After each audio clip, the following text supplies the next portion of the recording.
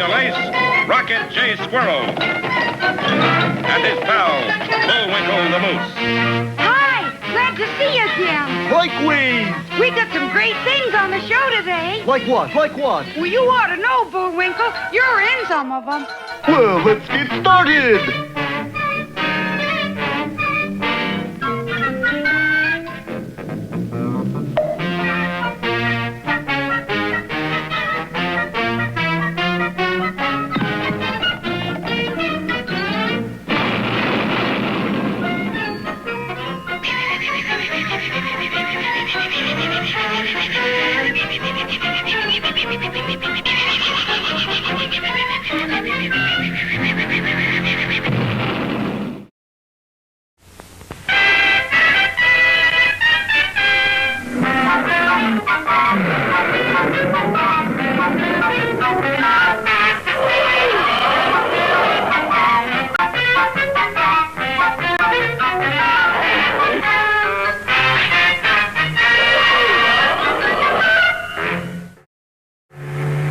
You remember last time that when Bullwinkle accidentally ate the mooseberries, he was turned into a regular living bomb. Then, hearing a false rumor that Rocky had fallen overboard, he dashed for the door, tripped over it, and hurtled over the ship's rail toward the deck 30 feet below. Luckily for the moose, the ship's swimming pool was directly underneath. Not so darned lucky. I can't swim. With a mighty splash, the moose hit the water. An instant later, there was a tremendous explosion. And an ominous cloud hung over the pool. Bullwinkle, you all right? Sure, why not? Yes, fortunately, the explosion had blown all of the water out of the pool, and Bullwinkle was left high and dry and feeling fine. Except for a slight upset stomach. What was that big bang I heard? Must have been my stomach being upset. Well, darling, there goes 14 episodes of effort up in smoke. Oh, Natasha, sometimes I get so mad I could go straight. Go straight. Yeah, straight to Central Control and ask for raise. Camino, great one. While Boris tried to raise Central Control and his salary, the SS Andalusia was continuing her erratic course under the command of Captain Wrongway Peach Fuzz, the world's worst sailor. Left rudder, now right rudder, now the other rudder. Lay forward, splice the main brace. We gotta do something about Captain Peach Fuzz, Bullwinkle. Yeah, I'm getting dizzy from traveling in circles. Hey, look, there he is. What's he doing? That's a sexton. He's plotting our course. Well, Captain, just where are we? Glad you asked. According to my accurate figures, we're just a little bit south of the North Pole. That doesn't sound like an Eskimo song to me. And them ain't exactly polar bears, neither. Sextant must be a little off. Aren't we sailing a little close to shore, Captain? Of course not. The water here is 50 fathoms deep. Of course, that's at high tide. Sure enough, the huge liner had run aground on a tiny tropic isle. A lucky thing in a way, for the ship had run out of food and the passengers were famished. Do you suppose there's anything to eat on the island? I think so. Looky there. Sam's Quick Lunch and Barbecue. Poi burgers, pineapple pizza, shrimp cheesecake. Boy, that sounds great. Let's go, Captain. And Rocky, Bullwinkle, and Captain Peach Fuzz set out on the ship's boat to pick up supplies. Forward, men. Captain, the shore's that way. Oh, of course. My map was upside down. Boris, look, his moose and squirrel. He's always moose and squirrel. I get so tired of those two. Well, this is your chance to get rid of them. They are leaving for Ireland. And that's the captain with them. Oh, boy. Then who's in charge of ship? Natasha, you foolish girl. Meet that old salty dog, Barnacle Boris Bedino. Boris, you wouldn't steal whole ocean liner. In this business, honey bun, you got to think big. Sure enough, no sooner had our friends set foot on the tiny island than... Hokey smoke, Captain. Look at your boat. Gee, it's floating away. You can't leave without me. I'm the captain.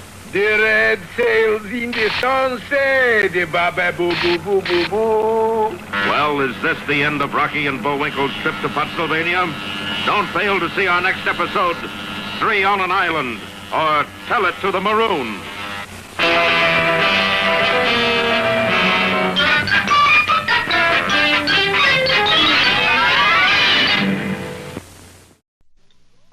Ready, Rock? You sure you know how to work that thing? No. Anyways, here's what it was supposed to look like.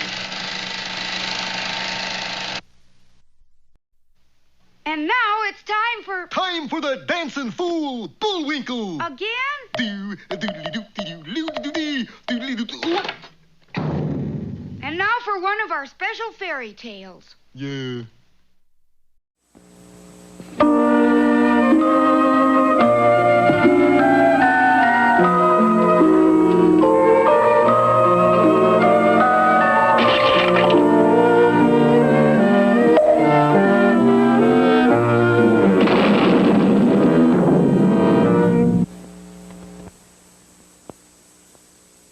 Once upon a time, there was an easel painter. He was a good painter and made a modest living for his wife and himself. All was well except for one thing. The painter didn't want to be a painter. He wanted to be a shoemaker. I am drudging my way through life. I want to do something creative. Such as? Who are you? We're elves, obviously. We always considered painting creative. You call that creative, elves? I'll tell you creative. Making shoes, that's creative. Something for the feet. Something that lives. Something to last throughout eternity. Shoes that sing. You mean you want to go down in history like Herman Cappuccino? Herman Cappuccino?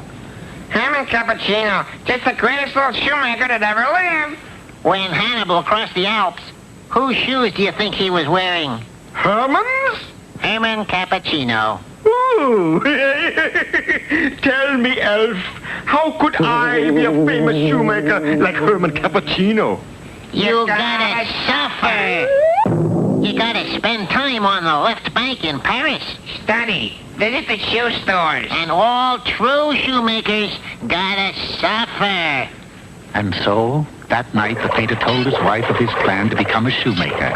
His wife said, Shoemakers are not made, they are born. Why don't you forget it and go back to something sensible like painting? 9, even 10.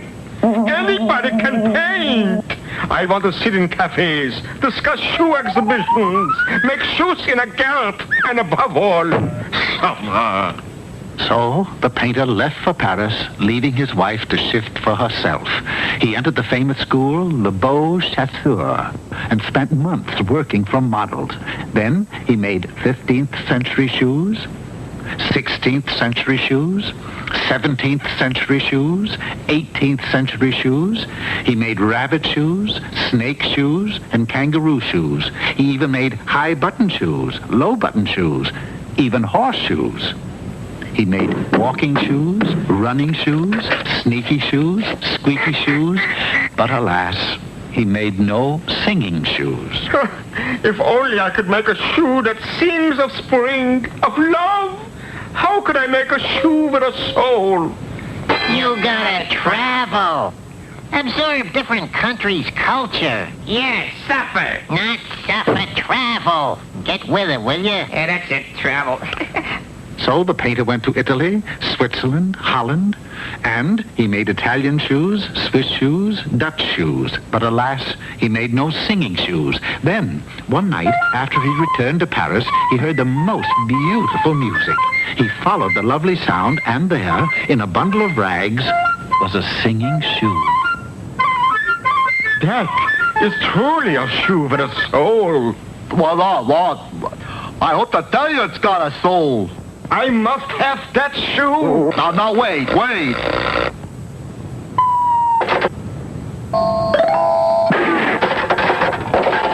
A fine way to act. I just wanted to know where he bought them. We could have told you that. He bought them in Elvesville. Elvesville? Why, that's my hometown. What am I doing suffering around Europe when I could be home learning to make shoes that sing? So, the painter left for the town from whence he had come, Elvesville.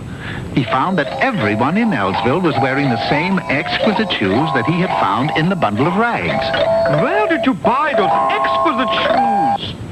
2311 South but long. You turn left at the You next... don't have to tell me. That's my house. And sure enough, when the painter got home, he found the walls of his cottage lined with exquisite shoes, all singing merrily away. And who did he find sitting behind the cobbler's bench but his wife? Why didn't you tell me you made exquisite singing shoes? You never asked me. So, from that day on, the painter went back to his easel. Eventually, it happened that his paintings started selling like hotcakes, and he became a very famous painter indeed. And his paintings hung in all the famous museums in Europe. But he never did become a shoemaker, and he had to be content with just being a very wealthy man. Which just goes to prove everybody can't be a Herman Cappuccino. Yeah. Whatever that means.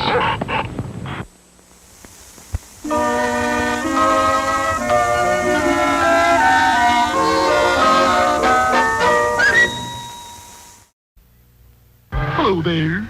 Today's poem is the beloved old nursery rhyme, Rocky My Baby. Rocky my baby on the treetop. When the wind blows, the cradle will rock. When the bough breaks... Hold it! Hold it! You out of your mind, Moose? Oh, more than usual, GJ. All right, get that cradle down here. But GJ... Look, this is a family show. No babies stuck in trees. Mo, We'd have the Baby Protection League on our necks in a minute. well, it's just a doll, really. Who writes this stuff anyway? Mother Goose. Hello? Give me continuity. CP? We got a woman named Goose on the payroll. Uh-huh. Get rid of her. Yeah, the gander's gotta go too. But the poem... Sorry, too much violence. But I like violence. You like violence? You mean you like explosions? Trees falling? People being hit in the head? No, I like violence because they smell so nice. And now... Hey, Rocky, watch me pull a rabbit out of my hat. See? Nothing up my sleeve. Presto! Wrong hat. And now it's time to meet Mr. Peabody.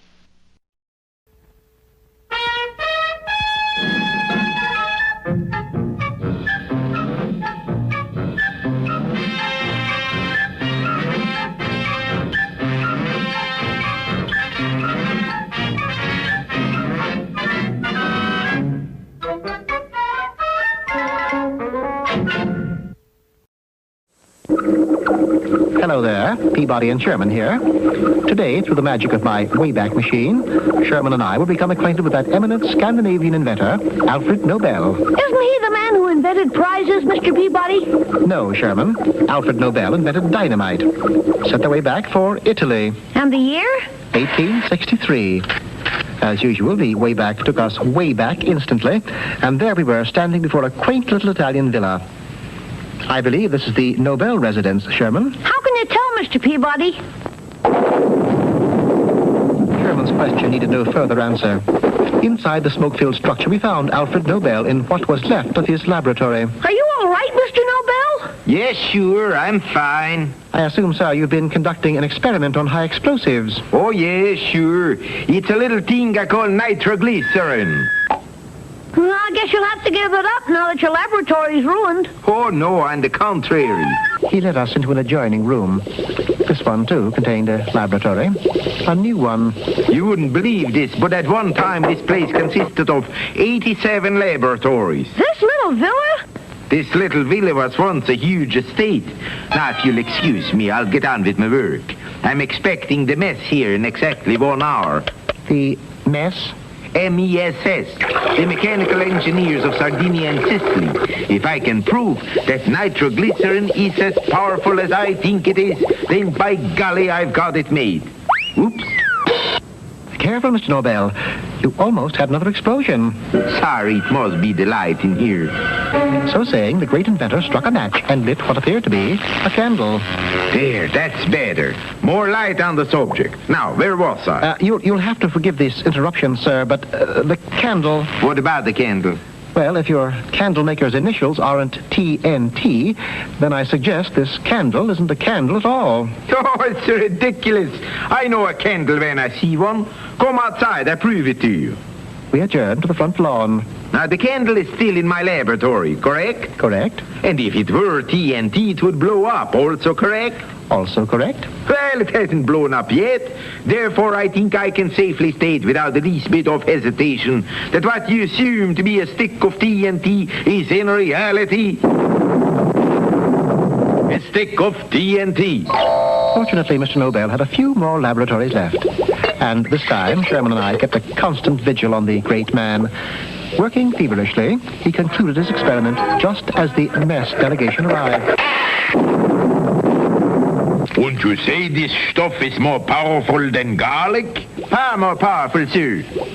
This we got to see. Proceed with the test.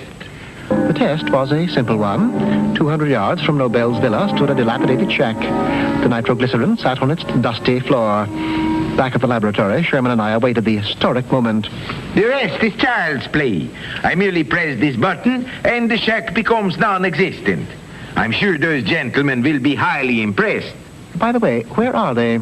At the best possible vantage point, in the shack. And with that, he calmly pressed the button. Did I say in the shack? Oh, my gosh, there's going to be a disaster. Good gravy, this is going to ruin me. Calm yourselves, please. If you'll notice, the shack is still standing. How could it be? Something must have gone wrong. I mean right. It's very simple. It takes electricity to set off the nitroglycerin, doesn't it? Of course it does. Why? Because I took the precaution of removing this fuse, thereby cutting off the electricity. And now, Sherman, if you'll ask those gentlemen to view the test from a safer distance, we'll get on with it.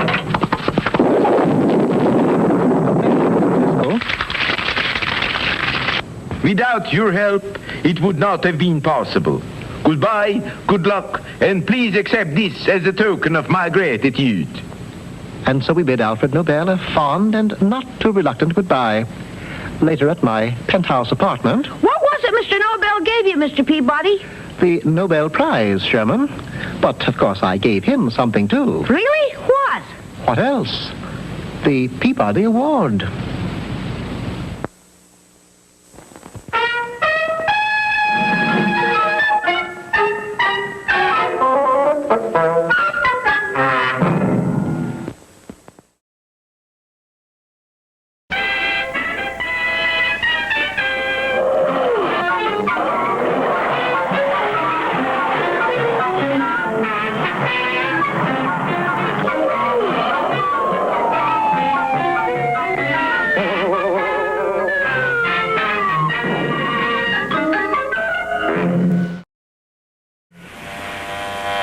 Our hero's sea voyage has come to an abrupt halt, for they've been stranded in mid-ocean on tiny Bloney Island. They think their boat has simply drifted away, but in reality it has been stolen by who else? Boris Badenoff. Barnacle Boris Badenoff, if you please. Well, looks like we're stuck here, Captain Peachfog. We'd better explore the island. Forward, men. You're heading out to sea, Captain, this way. Well, anyways, we won't starve. There's a keen pie burger stand. Yeah, and I could sure use a bite to eat. I could use several myself. Alas, when our friends tried to buy a poi burger, they ran into complications. Poi burgers, 10 clamshells each. How much is that in dollars? No dig, Lucky Bucks. What's that mean? I think he means he won't accept American money. Well, this must be the only place in the world that don't. Hey, how about trading a poi burger for my favorite yo-yo? No dig, yo-yo. It glows in the dark. No dig, yo-yo. Green stamps, maybe? No dig green stamps. What do you dig? Dig clams. Meanwhile, far at sea, Boris was blithely heading the SS Andalusia toward Pennsylvania. Wait till they hear I've stolen $100 million ocean liner. Hello, Chief. Make my bed. Light the light. I'll arrive late tonight. Bye-bye, Black Boris. Badenoff, you bring back mooseberries? Well, no. They got sort of... You bring back mooseberry bush? He didn't do so well at sea. We had to... You bring back moose? Not exactly. He's back in... Then what are you bringing back? $100 million ocean liner. You imbecile, who needs ocean liner? I thought it might be nice for kids. Keep them off the street, you know. You nitwit. How can we make rocket fuel with ocean liner? His brand new boat. Go back and get moose. Twin smokestacks. Immediately. Yes, fearless leader. And Boris reluctantly started the SS Andalusia back toward the island. Meanwhile, our friends were all hard at work digging clams on the beach, all except for Captain Peach Fuzz, who couldn't find the beach. Forward. Can't be far now. Right this way. We're almost there. Find any clams yet, Bullwinkle? Nope, but I think I'm getting warm. I just hit something. I hope it's a clam. I'm getting awful hungry. No, it ain't a clam. It's... Then forget about it, Bullwinkle. Okay, if you say so, Rock. Ahoy! Ahoy the island! Bullwinkle, look! It's the Andalusia. She's back. And look who's at the wheel. Shiro and people been back. It's Sir Thomas Lippenburg, the millionaire yachtsman. We're saved. Yeah, but we still don't have any food. Why not let me dicker with the natives? They're really very simple people. And so Captain Peach Fuzz worked out a shrewd deal with the proprietor of the stand. You put Lucky Box that side, I put Poi Burgers this side. Of course, this did make the food a little expensive. Eat slow, Martha. I figure these are costing us $800 apiece. But remember, that includes pickle and mustard. Then, as their bank balances sank slowly in the west, our friends waved goodbye to the romantic Bloney Island and its happy natives. What we do with all this loot, Sam? Tear down stand, put up hotel. But little do our heroes know what kind of reception committee awaits them on the dock. Don't fail to see our next episode, Dancing on Air, or the Pennsylvania Polka.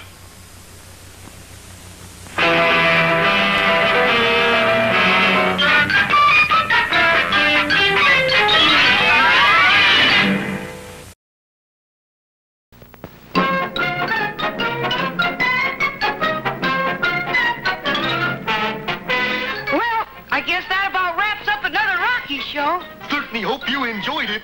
I did. But first, here are some of the people who made this show impossible.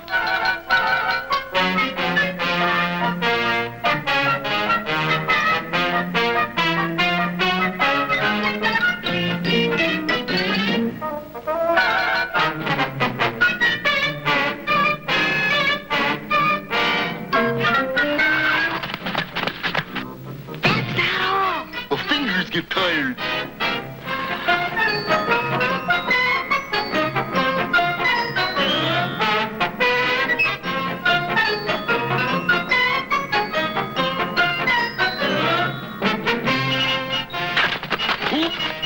Another way for me again. Well, see you next time. Ready, Bullwinkle? Aye! Ooh.